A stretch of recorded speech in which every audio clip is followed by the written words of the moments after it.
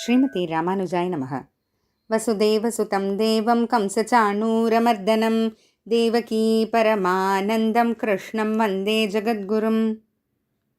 நாள்தோறும் பகவத்கீதையில் இதுக்கு முன்னாடி நம்ம அர்ஜுனன் எதனால் இந்த யுத்தம் தேவையில்லை, இந்த யுத்தம் செய்கிறதுனால என்னெல்லாம் நடக்கும்னு வரிசைப்படுத்திட்டு வரதை பார்த்தோம். அதில் 40வது ஸ்லோகத்தில் குலமே அழிஞ்சு போயிடும், குலம் அழிஞ்சு போகிறதுனால இந்த குலத்தினோட பழமையான குல தர்மங்கள் எல்லாம் அழிஞ்சு போயிடும். அதனால் என்ன ஆகும், தர்மத்துக்கு தலைக்குணிவு ஏற்பட்டு அதர்மம் தலையோங்க ஆரம்பிச்சிரும்ன்ற வரைக்கும் நம்ம பார்த்துருக்கோம். இப்போ அதர்மம் தலையோங்க ஆரம்பித்தா என்ன ஆகும், அடுத்தது பார்க்கலாம். 41வது ஸ்லோகம். அதர்மாபிபவாத் கிருஷ்ண பிரதுஷ்யந்தி குலஸ்திரியः ஸ்திரீஷு துஷ்டாசு வார்ஷ்ணேய ஜாயதே வர்ணசங்கரஹ. அதர்மாபிபவாத் கிருஷ்ண, அதர்மம் தலையோங்கிடுச்சுன்னா கிருஷ்ணா, பிரதுஷ்யந்தி குலஸ்திரீக, குலஸ்திரீகள்லாம் கெட்டு போயிடுவாங்க, அவமதிக்கப்படுவாங்க அப்படின்ட்டு. எதனால் இங்கே குலஸ்திரீகள் மட்டும், பெண்களை மட்டும் சொல்லியிருக்காங்க அப்படின்னா, ஏன்னா நம்மளுடைய சனாதன தர்மத்தில் பார்த்திங்கன்னா பெண்களுக்கு ஒரு உயர்ந்ததான ஒரு இடம் இருக்குது.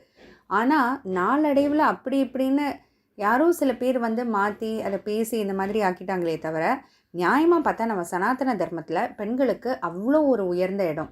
சொல்லப்போனால் ஒவ்வொரு வீட்லேயுமே ஒரு பெண் தான் அந்த குடும்பத்தையே தூக்கி நிறுத்துறான்னு சொல்லலாம். ஏன் இந்த சனாதன தர்மத்தையே ஒரு பெண் தான் தூக்கி நிறுத்துறான்னு சொல்லலாம். ஏன்னா நீங்கள் பார்த்தீங்கன்னா கணவன் மனைவிக்குள்ள கணவனுக்கு தர்ம பத்தின்னு சொல்கிறது கிடையாது, ஆனால் மனைவிக்கு தர்ம பத்தினி அப்படின்ட்டு பேருண்டு. ஏன்னா கணவன் அப்படி இப்படி தர்மத்தில் போகாமல் அதர்மம் வழி போனால் அந்த கணவனை திருத்தி தர்மத்தின வழியில் செலுத்துறதும் அந்த மனைவி தான்றதுனால தான் மனைவிக்கு மட்டுமே உண்டான பெயர் தர்ம பத்தினின்றது. அதனால் அதர்மம் தலையோங்கிடுச்சு அப்படின்னா பெண்களுக்கு அவமதிப்பு ஏற்பட ஆரம்பிச்சிரும். அது ஏற்பட்டுருச்சு அப்படின்னா அப்போ வர்ண சங்கரங்கள் ஏற்படும். வர்ண சங்கரங்கள் ஏற்பட்டால் யார் என்ன தர்மம், யாருக்கு என்ன குலதர்மம்னே தெரியாமல் போயிடுமே. இப்போ குலதர்மங்கள் நம்ம பார்க்குறோம் இல்லையா, பல வீட்டில் பரம்பரையாக இந்த மாதிரி சில தர்மங்கள்லாம் செஞ்சுட்டு வருவாங்கன்னு. இப்போ வர்ண சங்கரங்கள் ஏற்பட்டால் யார் என்ன தர்மம் செய்யணும்னே தெரியாமல் கடைசியில் அந்த செய்ய வேண்டிய தர்மமே விட்டு போயிடும் அப்படின்னு. அடுத்து 42வது ஸ்லோகம். சங்கரோ நரகாயைவ குலக்னானாம் குலஸ்ய ச பதந்தி பிதரோ ஹ்யேஷாம் லுப்தபிண்டோதக கிரியாஹ. சங்கரோ நரகாயைவ குலக்னானாம் குலஸ்யச்ச. வர்ண சங்கரங்கள் ஏற்படுறதுனால குலங்கள் அழிஞ்சு போயிடுது.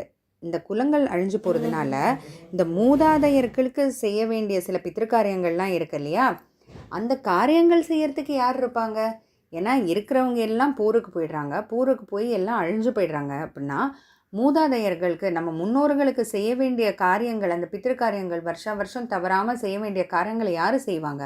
அது செய்யாததுனால என்ன ஆகிடும், லுப்த பிண்டோ தக்கக்கிரியாக. நம்ம மூதாதையர்கள்லாம் தலை குப்புற கீழுலகங்களில், நரக்கம் போல உலகங்களில் அவங்க விழுந்துடுவாங்க. அதாவது அர்ஜுனன் இதில் சொல்ல வர்றது என்ன அப்படின்னா, இந்த போர்னால், இந்த யுத்தத்தினால இப்போ இருக்கிறவங்களுக்கு மட்டும் பாதிப்பு இல்லை, முன்னமே போன முன்னோர்களுக்கு வரைக்கும் இந்த பாதிப்பு போய் சேருது. அப்படிப்பட்ட இந்த யுத்தம் எதுக்கு அப்படின்றது தான் அர்ஜுனன் பக்கத்தின் வாதம். தொடர்ந்து பார்ப்போம். ஜெய் ஸ்ரீ கிருஷ்ணா.